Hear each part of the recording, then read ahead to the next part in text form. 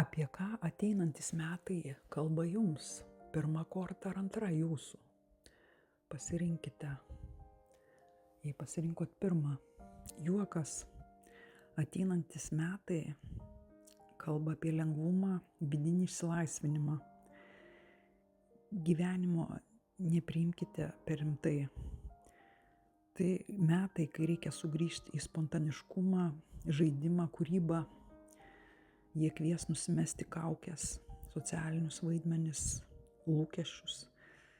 Tai laikas, kai gyvenimas gali iškrėsti specialų pokštą jums, kad parodytų, kad kontrolė visiškai nebūtina. Jei pasirinkote antrą kortą, kokie metai laukia jūsų? Ši korta apie iššūkius, kurie vėliau gali pasirodyti kaip dovanos. Procesai gali vystytis ne taip, kaip jūs norėtumėt, bet tai apie vidinį augimą, kas pradžioje atrodo prote neteisinga, o vėliau suprantame, kad tai ir buvo atsakymas.